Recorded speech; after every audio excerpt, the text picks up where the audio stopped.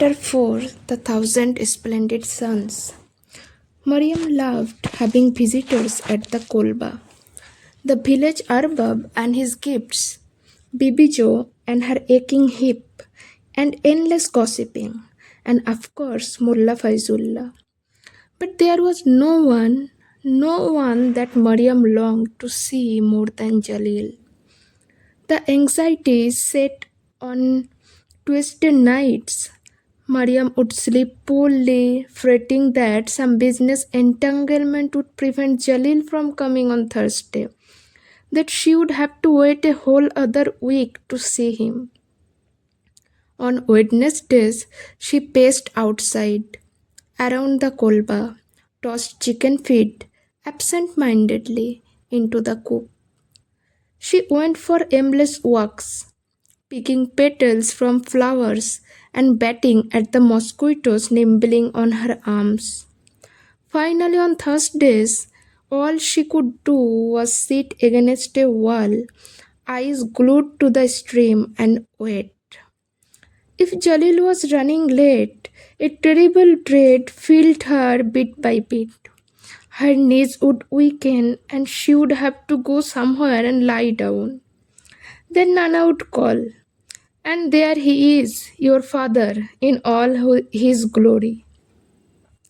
Mariam would leap to her feet when she spotted him, hopping stones across the stream, all smiles and hearty waves. Mariam knew that Nana was watching her, gauging her reaction, and it always took effort to stay in the doorway to watch, to wait, and slowly make his way to her.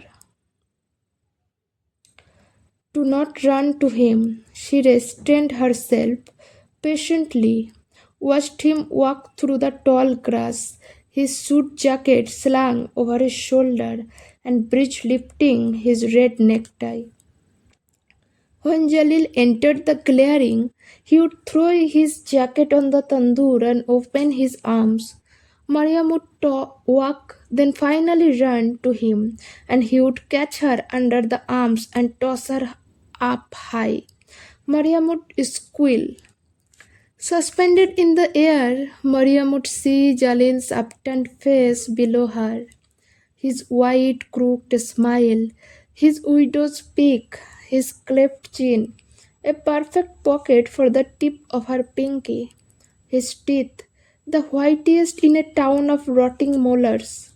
She liked his trimmed moustache, and she liked that no matter the weather, he always wore a suit on his visits. Dark brown, his favorite color, with the white triangle of a handkerchief in the breast pocket. And cufflinks too, and a tie, usually red, which he left loosened. Mariam could see herself too, reflected in the brown of Jalil's eyes, her hair billowing, her face blazing with excitement, the sky behind her. Nana said that one of these days he would miss that she, Mariam, would slip through his fingers, hit the ground, and break a bone. But Mariam did not believe that Jalil would drop her. She believed that she would always land safely into her father's clean, well manicured hands. They sat outside the kolba in the shade, and Nana served them tea. Jalil and she acknowledged each other with an uneasy smile and a nod. Jalil never brought up Nana's rock throwing or her cursing. Despite her rants against him when he was not around, Nana was subdued and mannerly when Jalil visited. Her hair was always washed. She brushed her teeth, wore her best hijab for him. She sat quietly on a chair across from him, hands folded on her lap. She did not look at him directly and never used coarse language around him. When she laughed, she covered her mouth with a fist to hide the bad tooth. Nana asked about his business and his wife's too. When she told him that she had heard through Bibijo that his youngest wife Nargis was expecting her third child, Jalil smiled courteously and nodded. Well, you must be happy, Nana said. How many is that for you now? 10. Is it? Mashallah, 10. Jalil said yes, 10. 11 if you count Mariam, of course. Later, after Jalil went home, Mariam and Nana had a small fight about this. Mariam said she had tricked him. After tea with Nana, Mariam and Jalil always went fishing in the stream. He showed her how to cast her line, how to reel in the trout. He taught her the proper way to gut a trout, to clean it, to lift the meat of the bone in one motion.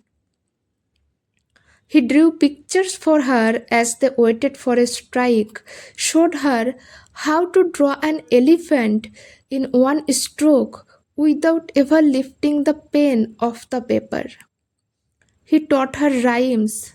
Together they sang, Lily, Lily, Bud Bath. Lily, Lily, Bud Bath, sitting on a dark path. Minu sat on the rim and drank, slipped, and in the water she sank. Jalil brought clippings from Herat's newspaper, Ittifaqi Islam, and read from them to her. He was Mariam's link, her proof that there existed a world at large beyond the Kolba, beyond Guldaman and Herat too, a world of presidents with unpronounceable names, and trains and museums and saucers and rockets that orbited the earth and landed on the moon. And every Thursday, Jalil brought a piece of that with him to the Kolba. He was the one who told her in the summer of 1973, when Mariam was 14, that King Jahir Shah, who had ruled from Kabul for 40 years, had been overthrown in a bloodless coup.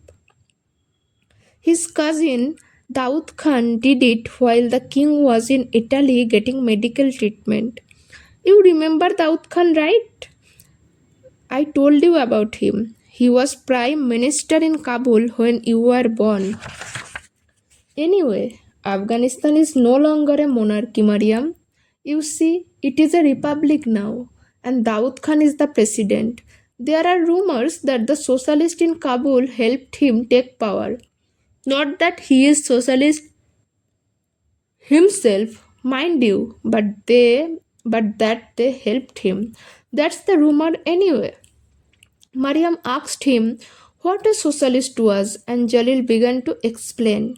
But Mariam barely heard him. Are you listening? Yeah, I am.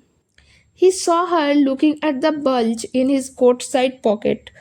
Ah, of course. Well, here. Then, without further ado, he fished a small box from his pocket and gave it to her. He did this from time to time, bring her small presents. A carnelian bracelet cuff one time, a choker with lapis lazuli beads another. That day, Mariam opened the box and found a leaf-shaped pendant, tiny coins etched, with moons and stars hanging from it. Try it on, Mariam Jo. She did. What do you think? Jalil beamed. I think you look like a queen. After he left, Nana saw the pendant around Mariam's neck. Nomad jewelry, she said. I have seen them make it. They melt the coins people throw at them and make jewelry. Let's see him bring you gold next time. Your precious father, let's see him. When it was time for Jalil to leave, Mariam always stood in the doorway and watched him exit the clearing, deflated at the thought of the wig that stood like an immense, immovable object between her and his next visit. Mariam always held her breath as she watched him go.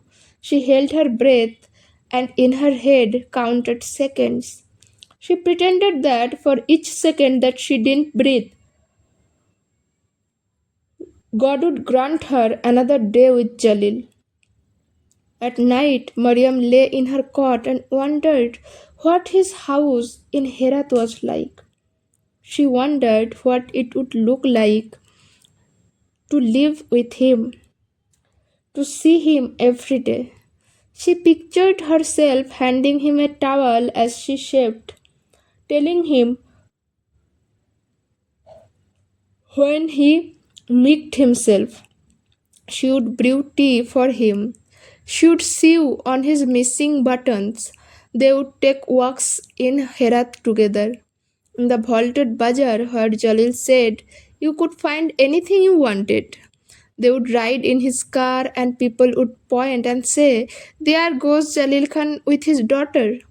He would show her the famed tree that had a poet buried beneath it. One day soon, Mariam decided she would tell Jalil these things. And when he saw how much she missed him when he was gone, he would surely take her with him. He would bring her to Herat to live in his house just like his other children.